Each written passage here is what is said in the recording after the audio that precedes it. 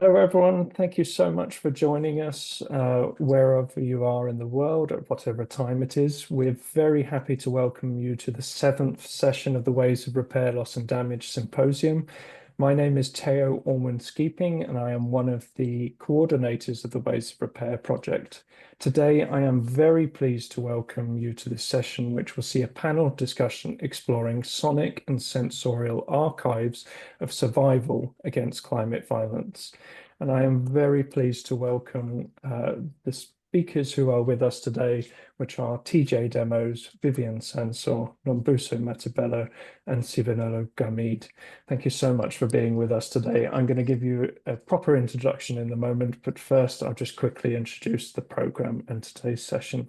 So for those of you who are joining us for the first time, the Ways of Repair, Loss and Damage program includes an online artistic research residency, public events, and a series of commissioned critical texts of repair, and this yearly symposium, all of which are aimed at facilitating a transdisciplinary exchange around the issue of loss and damage caused by the climate crisis.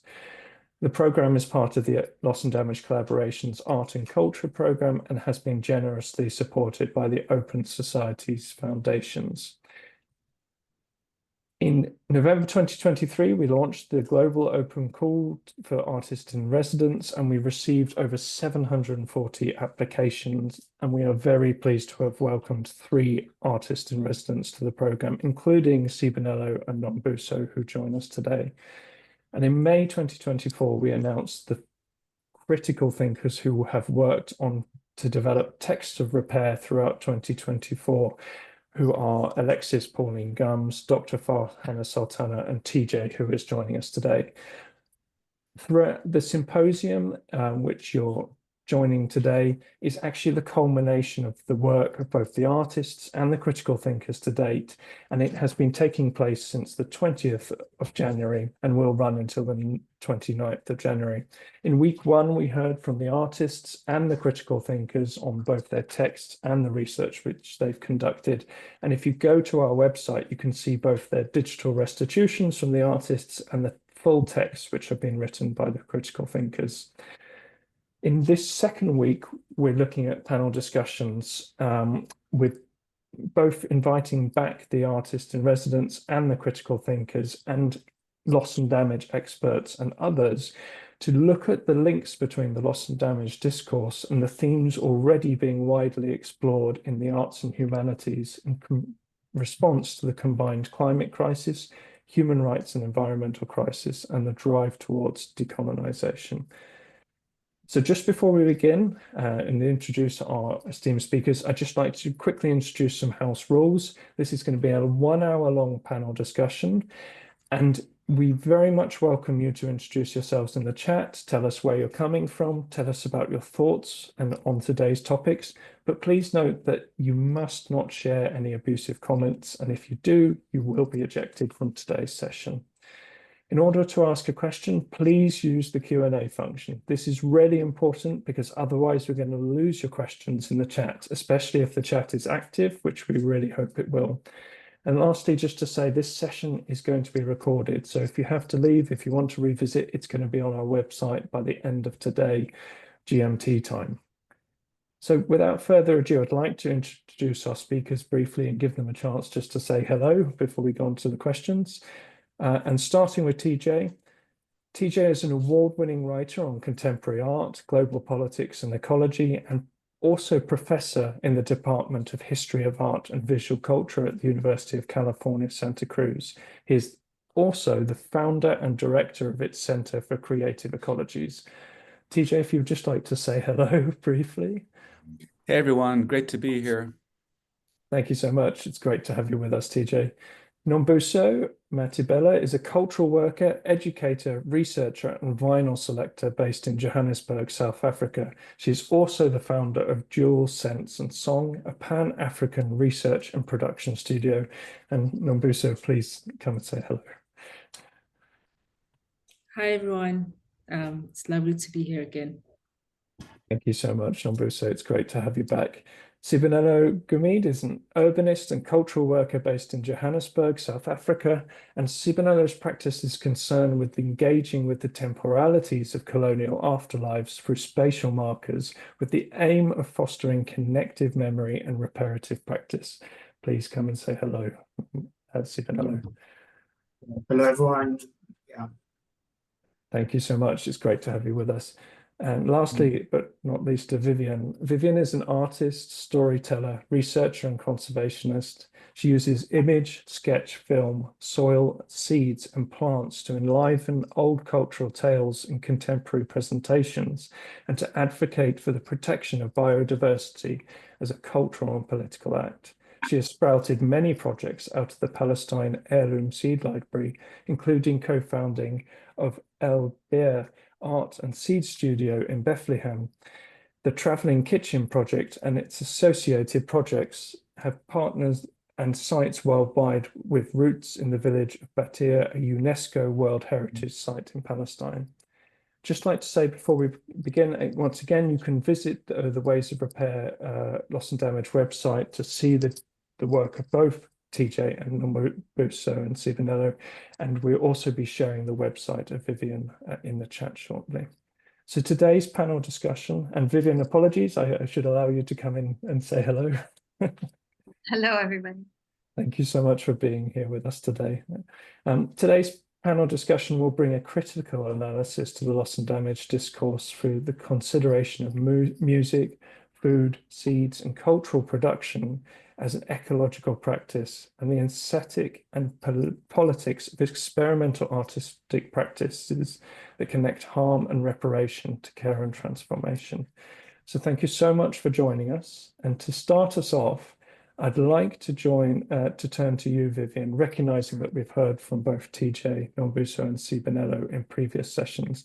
And I'd like to ask about your Palestine Heirloom Seed Library, a project within which you have attempted to recover ancient seeds and their stories and to put them back into people's hands.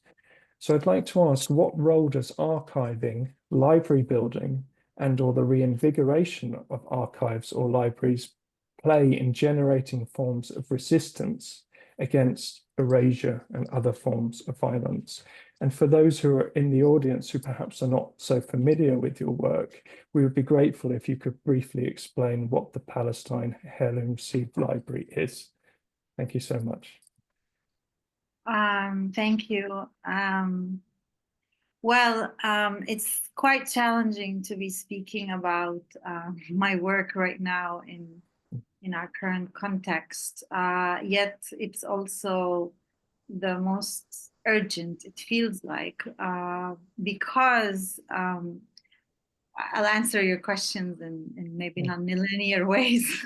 But when I started the Palestine Heirloom Seed Library, it was actually a product of damage and an attempt at repair, which is that I was severed from my land and from my people and from everything that I've loved, including all the sensory memories and sensory stimulations, if you will, that mean a lot to me personally and to us collectively and culturally. And so when I returned to Palestine from California in 2010, permanently, I started to just look for these things that evoked my own memory. So if you will, it was an attempt to kind of archive my own story.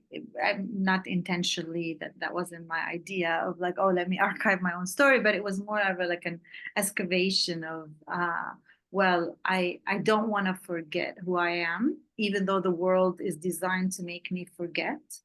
And so in the process, I, of course, was not alone. Many of my people and peoples around the world are experiencing the same thing. And from that grew the idea also that this archive isn't just an archive of seeds we put away and we put in some refrigerator or some shelves, but actually it is a living archive. And because of all the violence that we experience, it was very clear even then that the seeds cannot live just in one place, that the place the seeds belong is in the hands of people, in the fields of people, so that sadly, like, you have to think this way, if one place is bombed, if one place is impacted by climate crises, at least somebody will still have these seeds. And the challenge was always, how do you find these threads that lead you to the story, that leads you to the seed? And oftentimes, you know, I had to traverse very dangerous terrains to get to people who are elderly and still have a seed. And then also to find these stories. That's why they're very important, because with each seed, it was possible to tell a new story. It's telling an old story, but also telling a new story, so that people of my generation and younger people can make meaning of their lives, you know, especially now. And this is not new in Palestine in the last year. We've been, obviously, ever since I was born and before, and when my mom was born even, she was in her 70s, it's been a constant process of erasure. So while you're being erased, your job is not just to remember who you are, but also your job is constantly to find ways to accept losses, and then accept and get creative about designing your new self, because there are things that cannot be repaired. And so in the process, you're dying and you're creating something new constantly. And so the purpose of the library is to, obviously, in the general scheme of things, to regenerate Palestinian heirloom seeds that are threatened with extinction, but also to regenerate our story and to make sure that we are a living and continuing to be a living culture that is not self-centered, but it's a culture based in generosity that offers itself to the world as well. Thank you so much, Vivien. I'd like to bring in you, TJ, and particularly you highlighted in your text and in conversations last week around the idea of archive, how particularly archives and libraries have been targeted as part of Israel's genocidal violence in Gaza. Can you explain why that is and how this demonstrates the significance of archives and libraries as tools of resistance? Sure. Yeah, as many researchers and Palestinians on the ground have pointed out over the last 15 months of just systematic destruction, genocidal acts of violence, and also ecocide. Part of the destruction has been the targeted annihilation of archives. So I use the term aestheticide to refer to this. I think of aestheticide as part of Israel's settler colonial eliminationism. And it's not just genocide and killing of Palestinians, but destroying any trace of their existence, memory, material culture. That's what I call aestheticide, or maybe, you know, one of my definitions is that aestheticide is the systematic act of destruction of collective sensibility. It's a kind of enforced forgetting, which disables people from having a sense of cultural and national belonging, social cohesion, intergenerational memory, connection to the land and to deep history in exactly the ways that Vivien was just talking about. So I think of Gaza's archive now it's a heterogeneous conflict zone, which includes militarized destruction, forensic investigations into toxicity from Israel's 15 months of munitions. And we know that that's not just the last 15 months, but goes back a long time, 100 years war, as Rashid Khalidi says.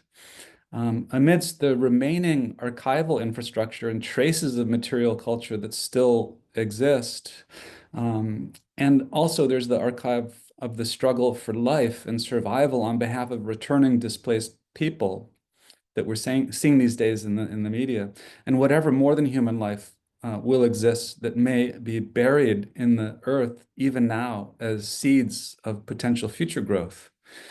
So if Gaza in some ways is a post-genocidal graveyard, it's also a place of rebirth and regeneration and determined resistance, as Vivien has indicated.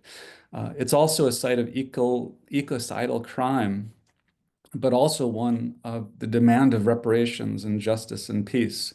So I think the archive has suffered enormously under conditions of aestheticide.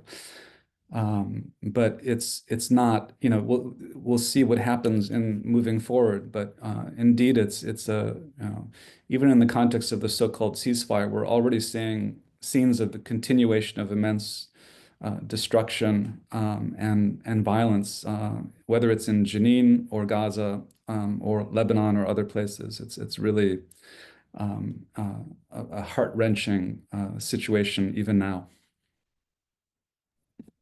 Thank you so much, TJ. You've already touched on some themes which we'll return to later, and I just want to bring in Nombuso and Sibonelo, and particularly the work which you've done around archives, and you highlighted last week the important role that participatory practices of repair and collective sense making have played when engaging with the archive of Princess Magogo. And I'd therefore like to ask, what important considerations must there be of the archive and the act of archiving itself, especially in the context of, say, contaminated historical narratives and archives? And for those who don't know, perhaps you could just briefly introduce the princess as well.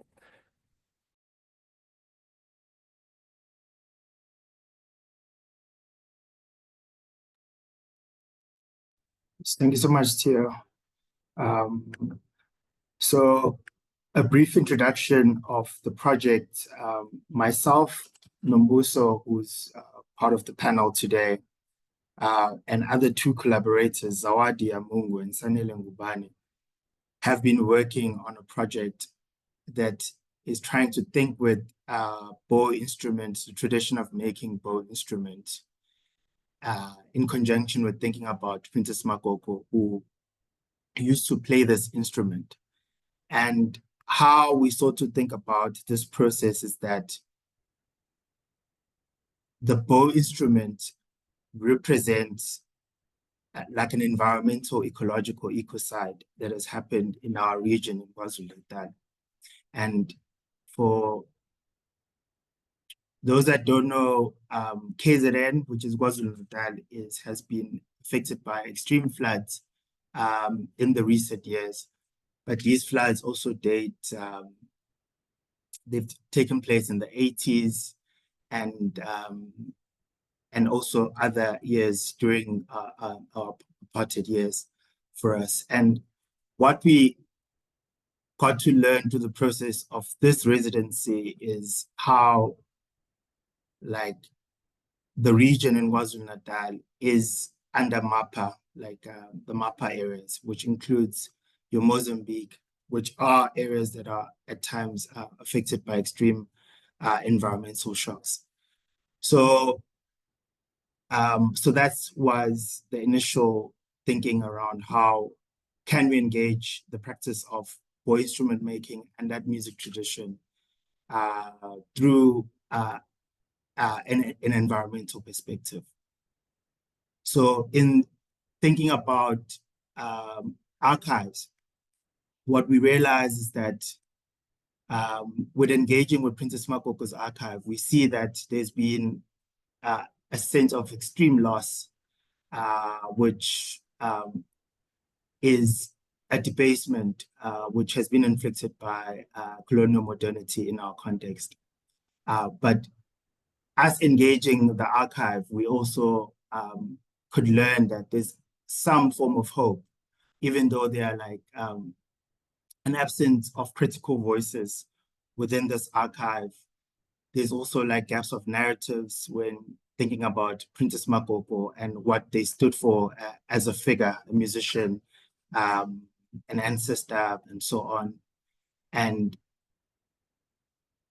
also like the amount of fragmentations around how these particular narratives are recorded of specifically music that comes from our region, and how ethnomusicologists have chose to document our sound.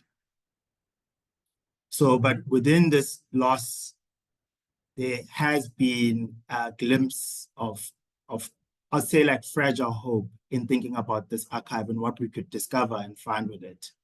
And we've been in a process of seeing the possibility that emerges when we try to remap her history and piecing together the fragments that can amplify the sensibilities of the things that they really, really cared for. So in this way, we learn about the different ways in which people from our region have always thought about the environment and the ecology within our context. And this is a way of thinking that's really outside of the climate change or climate justice framework, which is a very important framework. But within this context that I'm trying to speak to, people exist in a particular way in relation to the land, and the language and the lexicon that they use is pretty much bottom up, and it's really tied into the spiritual realm of how they think about these particular issues.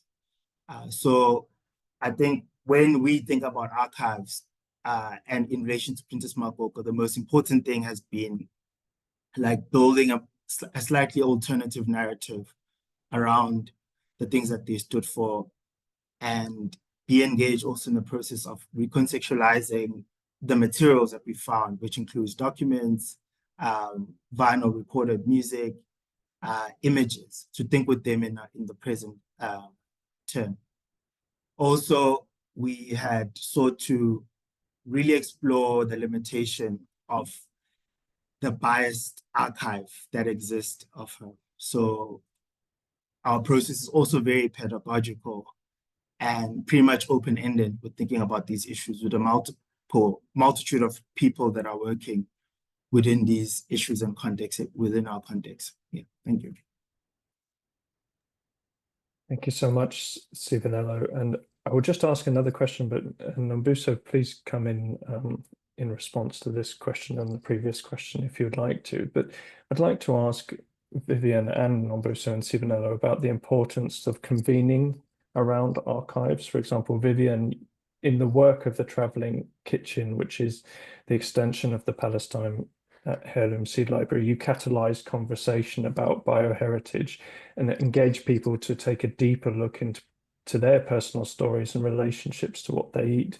Whilst Nombuso and Sibonelo, you've actually undertaken public workshopping through, for example, an open moment at the Centre for the Less Good Idea, where you've invited other artists to listen to the archive of the princess and interpret through their various different practices, be it music, voice, movement, visuals, text. So the question is, why is convening around the archive, reinterpreting important? And I would turn to Vivien first. Oh, okay, I was not gonna go first, but well, I mean, I'm listening to us speaking, including myself, and I'm finding myself a little bit, what's the word? A little bit provoked by the language we're using, such as convening around the archive. Just because maybe for me, I've been listening and thinking, why does this irritate me? Like, why am I having a reaction to this language? And it's no critique. It's just more like an investigation, truly live with you here. And I think it's because for me, the seeds and the food even, and the tree, all of it, and our human convening is very alive, and it's very it's very spiritual also, but it's also very, very living. And so the word, or when we say gathering around or convening around the archive, and maybe that's like just a more sophisticated way of saying it, but is for me doesn't resonate, because I'm not convening around an archive. I am convening with the living beings that are my family, that I am part of in this world that is growingly becoming more and more anti-life, if you will. And for me, it's a convening around life. It's an insistence. I think someone just mentioned the hope or something. Hope. I'm not sure. And I've been thinking about this idea of hope because I had also a reaction to hope. That hope is disruptive in the sense that I don't want to hope because I've been disappointed all the time. But then I look at the history of slavery. I look at the history of my own people, and I find that hope is the only option. Actually, it's necessary in order for us to continue. So even though, like, yes, I collect seeds and I share seeds, I'm not sure, maybe I am not well educated about what archive mean, but for me, it's the idea of gathering around each other, because seeds are part of the community that saves us, is important, because it's how we kind of, if you will, lick our wounds so that we can continue for another day. This is the like in Haitian tradition, for example, the laku were like people who were beaten all day, enslaved, then they come home to the tender space of where people can heal their wounds. Or in our tradition in Palestine, you know, you're broken, you're down and under, and someone picks you up and gives you a cup of soup. It's basically the insistence on continuing to have tenderness and loving spaces. I'm not going to say safe spaces because that's not even a thing anymore in the world in general. And why these tender spaces, though fragile in the face of so much cruelty, continue to be the only way for us to make it another day. Literally, it's that basic. Like, can we make it for another day? And there are also the spaces in which, when we convene, we're able to help each other create new stories to help us make meaning of the damage that's occurring to us. And what does it mean? Like, when you lose a limb, you can't keep going as if you have all your limbs, because then you cannot face the world. And so, like I said before, these spaces are important because they help us, A, not feel alone, and B, put ourselves together. Like, you cannot rest alone, you cannot heal alone. And we know this because we have seen in the Western concept of civilization, the uncivilized way in which people kill themselves because they just can't keep going by themselves, or they end up shooting a bunch of their high school friends. And so, yes, the gathering is really important also to keep this so-called archive alive. So it's a living culture. It's not just something we talk about. And alive means it's dynamic, that it's open to change. Even though that's, for me, it's been the hardest part of the work, which is how do I accept the death of things, and how do I accept the loss of things, And how do I also accept that it's okay for, you know, whatever the thing my grandmother used to make, I cannot reproduce it in the same way. It's just never gonna be the same. How do I give myself the okay that I am the culture, and thus I am the archive, and thus I can and I have the right to, and I have the obligation to create something new, not by myself, but in communion. I don't know if that answers your question. Very much so, Vivien, and thank you for exploring the question itself. Yeah, I think where Vivien kind of started and ended, it's a feeling that I share around, you know, archives being a living being, this thing that we're continually kind of inside of, as opposed to outside, external, and looking in. And I think this has been also largely felt in the project that we've been consumed by, you know, the last year and a half, where you go to KwaZulu-Natal, the province here in South Africa on the coast, and in particular, the small, medium rural town of Ulundi, where Princess Makoko lived the majority of her life in. You get there and you kind of assume that you're entering this archaic environment insofar as it relates to her archive, that for some reason she's someone of the past, and nothing in the ways that people live their lives resonates this person that you're trying to understand. And what then we kind of learned in our own public engagements is that what we are doing, which we might call archive for, you know, we might use the word archive, or we might say that it is archival work, is rather just really just an art practice of trying to, you know, find ways of having difficult conversations about the present and difficult conversations about the past, for us to make sense of what the future might look like. So having these public engagements, we started kind of reframing things that way, that, you know, what is it about, you know, the ways in which people have experienced this particular figure, or the ways that they have not experienced this particular figure, that actually shapes what we think of as Princess Magogo's archive, that shapes what we think of what a bow instrument tradition of song might look like, knowing full well that she's someone who's quite central to the reproduction of not just the instruments, but the traditions of song that then become indigenous music in the context of bow instruments. So it was very important to us to really engage the public in our methodology, not to say that we're bringing this work into a public space, that in the sense that this work is not known.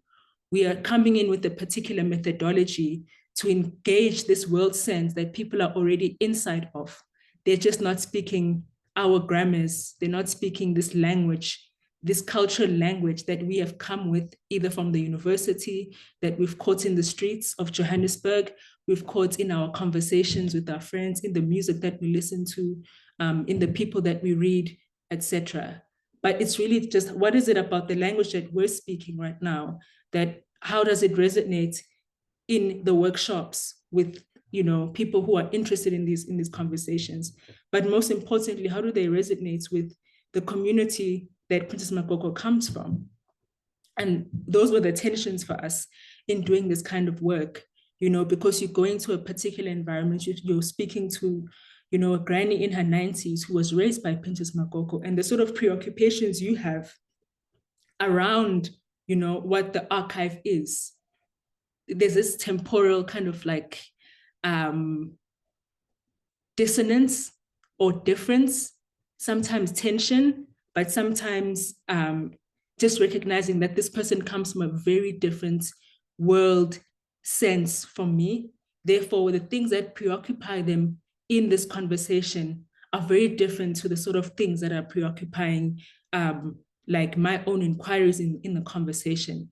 So bringing those kinds of tensions into, let's say, the workshop we did at the Center for the Less Good Idea, trying to have this conversation in an open space, like a live workshop with, an audience that's watching us, kind of have this conversation that is planned but not rehearsed and kind of open-ended, was really, really like important for us to actually explore our methodology more than anything else, rather than maybe showing things that people have never seen or things that people have never heard, but really just like internal perspectives that are, they're not like rarities in that sense, but we got to understand some of these things because of our proximity to a community that already has this information, but they're just not in this particular world that we're in. I hope Theo that kind of gets the question, but it is a living conversation, rather than this kind of stagnant archive. Even the vinyls themselves are living, like the music that sits in those vinyls, those are living conversations because they're being interpreted in the last 30 years of South African music, whether you listen to jazz or people like Zimrawana, a musician, avant-garde musician who released an album in 2001, that is an ode to Princess Makoko. So you find these traces of this person in so many different conversations. So we've also come to think of this archive as this living conversation that sits on text, that sits on, sits in the music. It sits in the conversations with family members. It sits in the items that are in the objects, and items of hers, like her mbira, her instruments that we got to see. They sit in, some of like the different interpretations of musicians, including her own great-granddaughter, who actually kind of propelled the Princess Makoko songbook for a very long time. Thank you so much, Nombuso.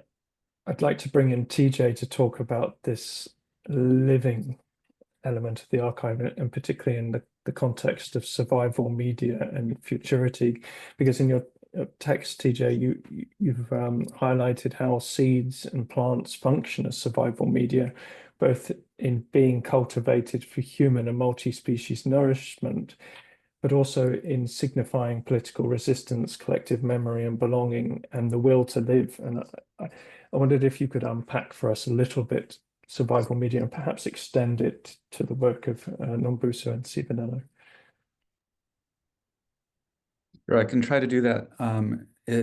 So survival media is a term that I found useful. It comes out of Suvendrini Pereira's work with a book of that title that I find speaks to contexts of practices of life or forms of determined survival within conditions of and like just organized abandonment, violent destruction, genocide, and ecocide. So it's not something that is abstract ultimately, even though it is part of a theoretical language, but it's trying to get at just the conditions of liveliness within situations of anti-life destruction. So there are all sorts of incredibly moving and inspiring stories within what's happened in Gaza, for instance, that speak to forms of survival media, of people attempting to find food or grow, plant seeds wherever possible, whenever possible, even under threat of continual displacement and targeted killing and bombing. We know of the kitchens, the collective resourcing and provisioning, the mutual aid systems that have been formed spontaneously, sometimes out of experienced practices that have confronted these conditions for a long time. So for me, it's, this speaks to conditions of ultimately a form of struggle against the death and destruction of a continuing settler colonial regime. And I think like that's something that I find resonates between all the practices, including with Nombuso and Sibonelo's work into this really fascinating sonic history and attempt to, in a way, rescue it from the forces of repression and erasure, or conservative framings that would strip away the political potentiality of those histories, and turn it into a kind of neutralized indigenous folk music. So I found that really interesting, the way they talked about the anti-Afrikaner, anti-colonial elements within the kind of sonic practices that they're working with. And it's not like the archive in the sense is not just it's not in the past, it's not abstract, it's not something that is that's finished or finalized or sealed. It's something that, as Nombuso was indicating, it continues, it's living, it connects with real ongoing cultural practices, forms of belonging, community formations in all sorts of ways. So this is something that I've been really concerned with these days, which is how the archive is a site of struggle between the forces of repression and domination, and liveliness or steadfastness, or determined resistance to conditions of erasure.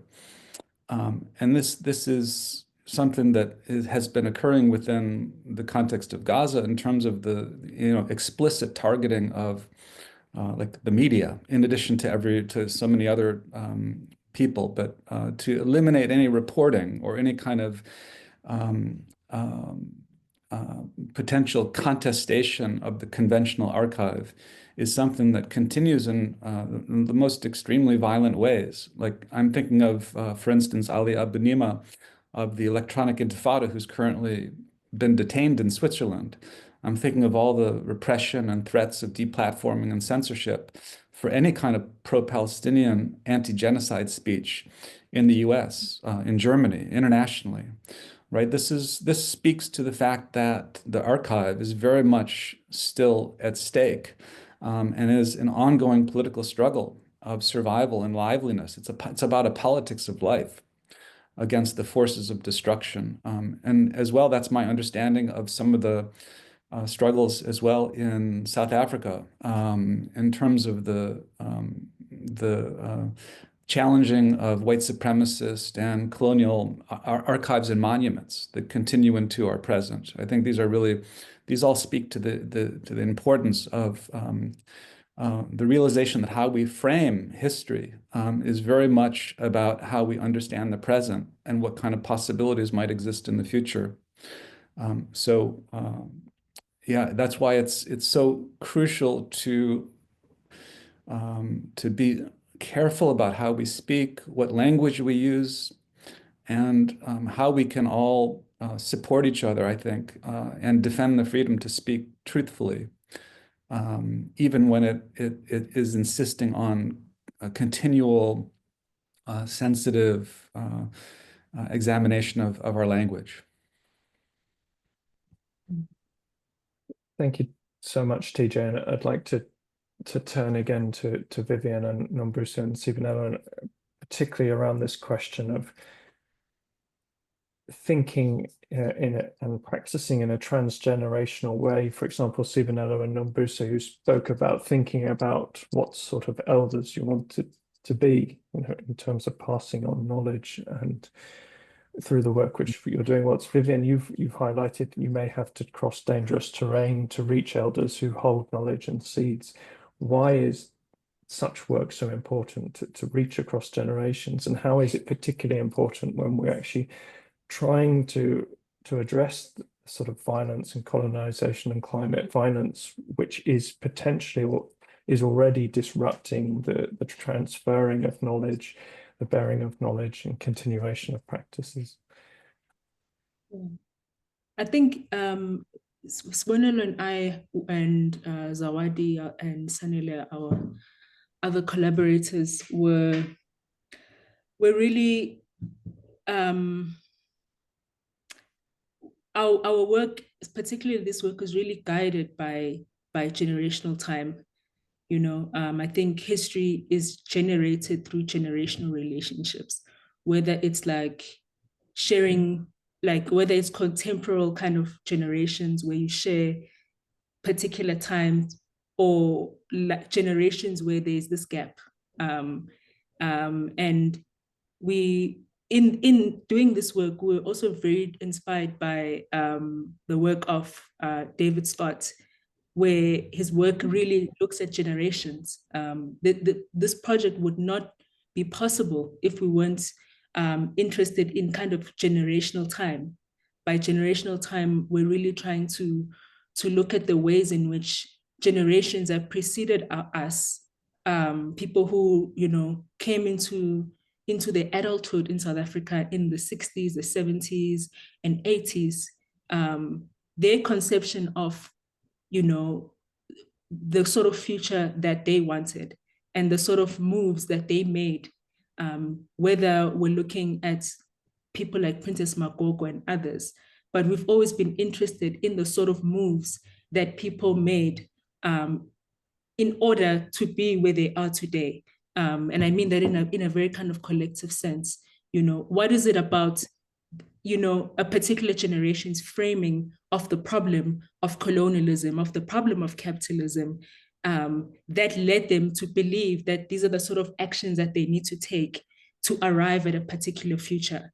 And what does that mean for us who are sitting in a situation where that particular futurity that was demanded and dreamt and promised in particular generations, the 70s being a very incredible, like, you know, revolutionary time across the world. And people like Princess Magogo were much older back at that particular time. But what is it about these generations and the moves that they made, and now sitting in a situation where the particular world that they thought would action or manifest out of their political actions, that world has not manifested. And we found that that's just been our approach in terms of thinking about the work, like the archival process, is to really sit with generations and to sit with elders, and elders who we are not contemporaries in that sense, even in terms of time. You know, they live in a very different world. Some of the people we spoke to are people who we can see that they live in that particular moment in 1976 in South Africa, and they haven't come out of it. And what is it that we can learn from that, from the possibilities that they thought would happen that didn't happen?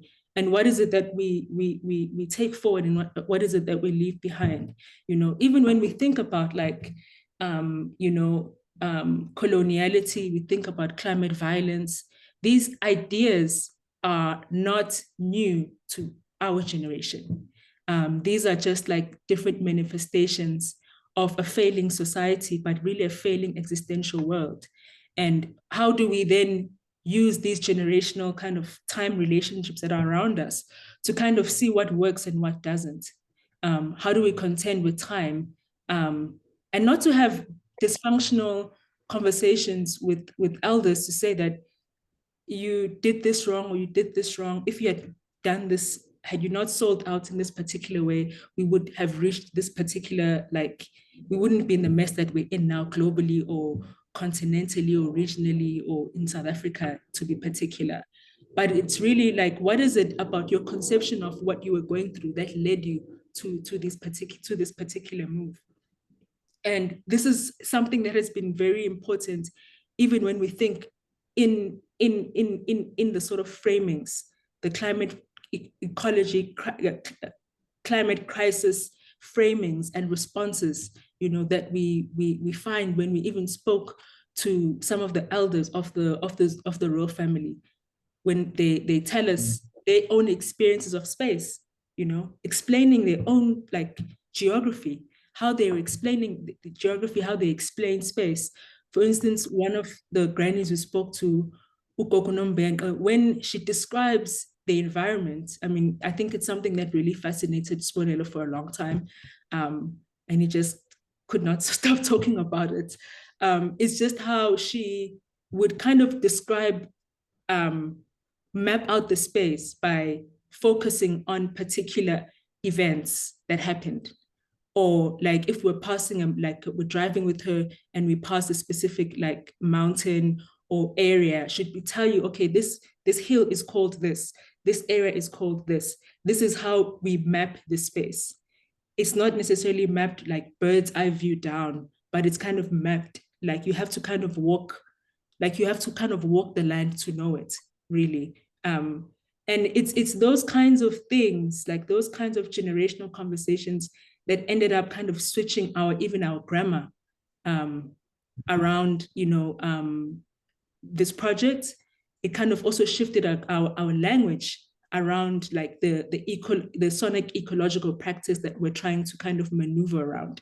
And even our conception of like, climate violence, when an elder will tell you that, yeah, it surely is floods, but the floods should also be explained outside of like a particular type of dominant science.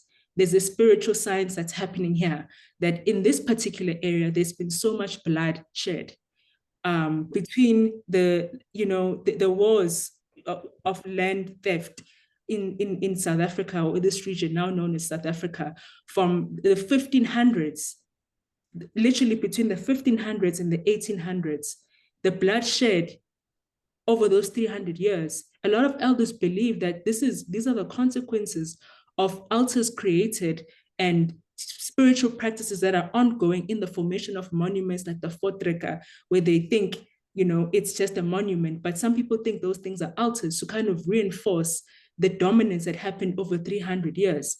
And these floods are being seen by particular like elders in our communities, that these are actually just like, spiritual responses. The land is actually crying out for help, because there's been no recognition, there's been no repair, there's been no sort of like language of reparation in the spiritual sense to kind of deal with these things. So what is it about the way that we work? We then ask ourselves, after hearing conversations like that from our elders and other generations, what is it about what we're doing now that can tell those kinds of stories, and bring like, and treat those intangible consequences that are so-called spiritual as material consequences, as tangible like consequences, even though the explanation doesn't lie in the quantification of like numbers and, the sort of language that policymakers bring forward, the sort of language that, insurance companies bring forward when there are floods in KZN, for instance. Thank you so much, Nombuso. Perhaps we just allow Vivien to come in the interest of time. Yeah, thank you. I think Nombuso did a fantastic job of also, thank you for bringing in the spiritual knowledge, which I think sometimes when we talk about these things, and when we talk about elders, there's often this idea which has been engraved in us, those of us who have had the influence of Western education, to think that, and rational thinking, that, that's cute. But it's not cute. It's actually very real. And even if you believe in physics only as a science, energy is real. And the land remembers, just the way we remember land, the land remembers us. And I will go even further to say it's not just walking the land, it's being with the land. You don't know a land. This is the difference when we keep talking and throwing words around of colonialist versus indigenous, but what is the real difference? I mean, the real difference is very basic, which is relational, that the person of the land is the person who spends time with the land, like, the way your partner's moods, the land's changes, the land's energy, right? When it's going to rain, like in Palestine, we know when a star appears, what's going to happen. It's just, and this time cannot be substituted by anybody but elders who have across year after year after year spent time with land. And while we may be forced to create new things, there's no substitute to the knowledge of the elders. Even if the elders are not gods and they're not magicians, they are just humans who have experienced something, and you cannot dismiss that knowledge that comes with time also, and the witnessing of not just time, but what happens in time. I mean, time, if we're talking linear time. And so, I mean, I know we're out of time, but I just want to say that the intergenerational conversation I don't think it's a question whether, why is it important? I think it's something that's always happened. I think the question might be, why is it important to make sure it continues to happen? Because also in the way the modern world have constructed the world, it has divided us. Like the young people do this. This is kindergarten, only kids. This is only, so we actually don't talk. And how can we actually know who we are? How can we move in the world confidently if we don't have the elder to say, this is who you are, I see you, I acknowledge you, and I push you forward. And I think this is something that sadly is often disregarded, and this is why it's very important. And just to conclude, I recently been reflecting about, like, in a time where my people are being genocided, who am I being, and what kind of, as we say in Palestine, what kind of mud do I want to be? And I, in the sadness, often just don't feel like doing anything, don't feel like talking. It's an effort to, and I remember when I visited one elder one time who didn't want to talk, and I felt so angry because I'm like, you like owe me this information. But he was so repulsed and disgusted with the world.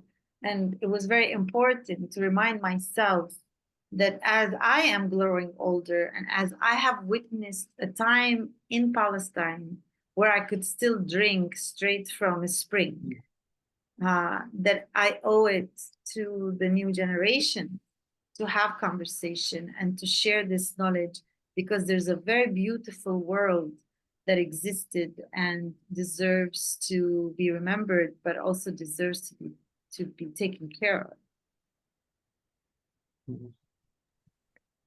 Thank you so much, Vivien. And in the interest of time, I'm just going to ask one last final question, and then we'll close out so that we don't run over time so much. And I think I'd like for us to end on something hopeful, and for you to just share brief reflections of what you would hope to see, given that we are in this condition of tentative ceasefire in Gaza. What would be your hopes, Vivien and TJ, for the year upcoming, and for you and Nombuso and Sibonelo? Sorry, can you repeat the question? I didn't, it broke up. Absolutely, apologies.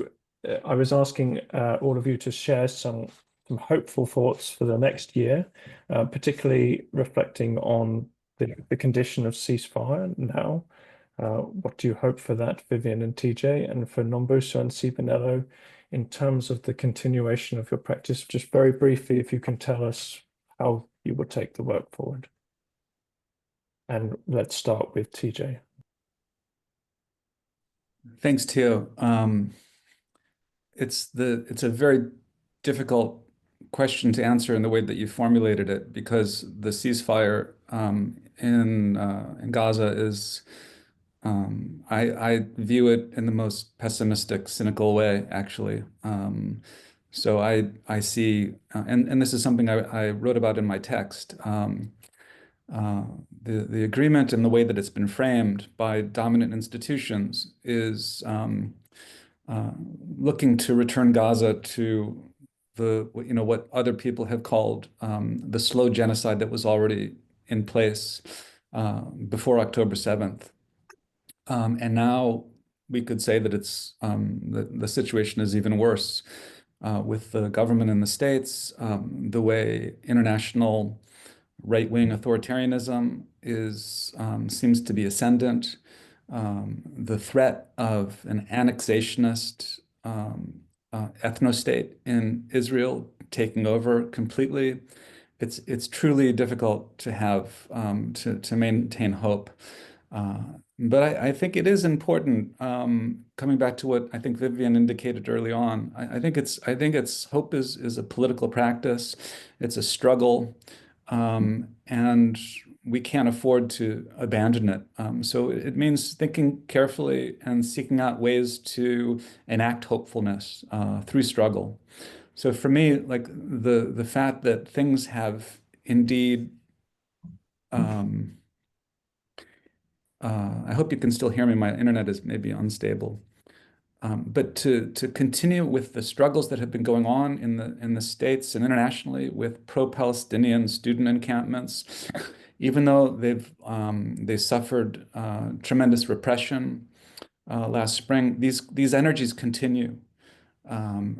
The dedication of anti-Zionist politics is really important, even if it continues to be under threat. This is shifting the conversation. It's leading to new framings of the situation. If any hope exists, for me, it's the hope of organized social movement and political struggle, in addition to small-scale acts of whatever people are doing on the ground, basically to resist the threat of ongoing fascism, of ongoing violent domination and climate coloniality. So that's where I see hope. It's not an escapist, fantasy-based hope. It's a hope that is made meaningful because we dedicate ourselves to it, thinking about it, having conversations like this, doing whatever we can wherever we are to contribute to ultimately the politics of life, and not the systems of oppression and death that are forced upon us. Thank you so much, TJ. I'll hand over to Vivien.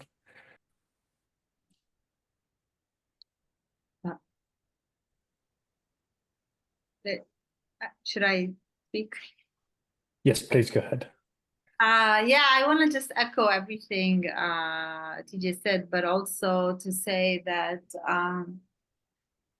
again, I struggle with this question of hope. I feel the ceasefire is just a stunt to also make us kind of think. Like the other day, someone's like, oh, you must be relieved the war is over. And I'm like, the war is not over. And in fact, many places, we're talking about the seeds today, and my mind is, to be honest, not fully with you, because the people who have taught me everything, we talked about elders, the elders who have been my teachers, are in Jenin now, and they are under shelling and torture and all kinds of. I'm currently like trying to write this thing about a tree that I loved, and it's a beloved tree in our community. But just yesterday, I see an army, a jeep, Israeli army jeep, collecting and forcing youth, my people from my community, take off their clothes and be shoved to go to torture chambers. So yes, what is the hope? I think my hope is, first and foremost, is in the beauty of my people who still, like I said, continue to behave lovingly and tenderly. And I really hope that we can maintain that in the face of this brutality. And my other hope is in people like us here in this call, people who, also was mentioned, small acts and big acts. And the real hope is that Palestine will teach us all that this is not just about Palestine, that actually my pain is your pain, and you can prolong the numbness, if you will, by shopping or by having the illusion of safety. But as we see, what happened in the US is a reflection of where society is. So we can't be very surprised with what we're seeing. And so my hope is that this really harsh moment will bring us together to a more common sense of understanding that it is the same beast, and that we all are victims and we are all fighters in this time. And it is not about being Palestinian or being South African or whatever, American. We are actually a human species, and it is time that we really assert who we want to be as human beings, as a species. Forget about ancestor, like as a species ancestor, like who are we being and who do we want to be? And I think in this way we are all under the obligation to be more severe in the way we approach the world, to be less mediocre, to be less willing to tolerate what's intolerable. I think our ability to tolerate has led us to this point. Mm. So, Tia, if I heard correctly, thank you so much, Vivien and TJ, for those moving words. If I heard correctly, you said we should speak about how we're going to take the practice forward. You may choose to do so, but please speak. Okay. Yeah. So I think maybe quickly, just reflecting on something that we discussed initially in this residency, that myself and Nombuso were kind of like struggling with the framework of loss and damage, even though now we've gotten a sense of how it's really applied in environmental discourse, in particular settings where really tangible things need to happen. It's a very important concept in that way. But I think with this conversation that has happened now, it just brought back to me how we've been thinking about reinvention as a practice that we can apply and think slowly with the different intergenerations. And I think more than anything, what Vivien is engaged with having the seed bag are all reinventive positions that even the elders that we got an opportunity to speak with, they were engaged in like more on reinventive practices. So within our practice, that becomes a very important thing of not imposing also our current questions to other generations, but really think deeply on what type of world we would love to see, and what type of things that we would love to prioritize, and what type of, if we call it archiving or thinking about archives, what intentionality can we bring into it? Yeah. So I can hand over to Nombuso. Yeah, I think hope is a tricky one, but I think I've kind of generally kept myself in a space where I'm hopeful for the formation of a movement, not a movement to do A, B, and C, but a movement from Somali to the DRC in Congo, Burkina Faso, Niger, Palestine, Sudan, Mali, Cape to Cairo, as we often say this side. I'm hopeful for a movement, a trans-spatial movement, not a movement to do A, B, and C, because I think we have a lot of those, but a movement, a posture of refusal that kind of organizes itself across borders and seas, because we've been in these situations, and watching capitalism kind of mutating in front of us. Some are born inside the mutation, some come into it. at different points, they call it different things. But at the end of the day, it's doing the same kind of destruction at different levels. So I'm hoping, I'm hopeful for that, because a part of me feels like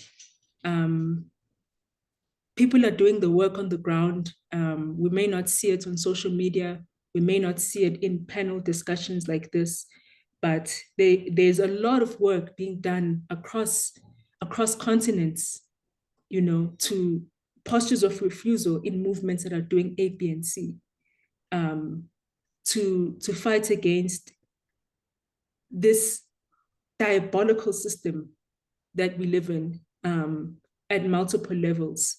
My hope is in Black sonic traditions and music. I think jazz is one of the clear earliest forms of reparation that Black people gave to the world. Them giving reparation to the world, that this is what you've done to us.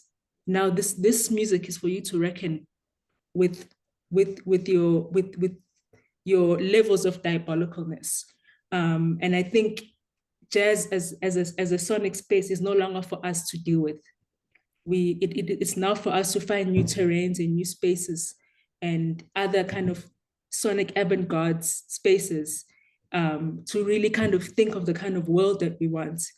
I think oppressed people all over the world, from Gaza to Kinshasa, have done the work of really showing through even the sonic traditions that come out of Palestine. That's reparations, but unfortunately, it's coming from the people who are surviving, situations that no human being should. Have shown the world over and over and over what hope looks like. So for me, it sits in the music, the things that I feel that I often don't have the language for, the words for. They sit in the embodied practices, the very real, very not so much conceptual, but very real, like sonic expressions that people use to really survive, and not just survive, but thrive every day. So in those traditions, for me, that's where the hope lives, because that's the one archive that has not been destroyed. That's the one archive that kind of lives fugitively, like in different ways, from generation to generation, reinventing itself. So I do think there's a lot of hope there. That kind of hope was kind of institutionally built for those of us who've just really kind of nurtured ourselves from that world. But my greatest hope is in the formation of a posture of refusal, that I feel and I really believe that it is kind of forming in different ways, and it has been forming in different ways, in spite of what we might always just see on the news, the more catastrophic side of things, which is also real. But yeah, a posture, like that's all, a posture of refusal, alongside other things. Yeah. Thank you so much, Nombuso. Beautiful words to end on, and thank you so much to all of our panelists. Apologies for running slightly longer today, but thank you for your patience with us. I will just quickly say thank you again. Thank you to everyone who joined us. Thank you for those of you on the panel. We'd also like to thank our supporters, the Loss and Damage Collaboration and the Open Societies Foundation. And what I said again, please do visit our website, visit the text written by TJ, the digital restitution from Nombuso and Sibonelo. And we will have our second panel discussion tomorrow at 1700 GMT. That will see Zara Malkani, Alexis Pauline Gums, and Rebecca Solnit considering the topic of transforming loss. So please do join us for that session if you can. And thank you again. Thank you so much, panelists. I'll just let you have the last thank you and goodbye, but thank you very much for joining us. Thank you for having us. Thank you. Thanks, everyone. Thank you so much. Thank you. Good evening or good day, depending on where you are.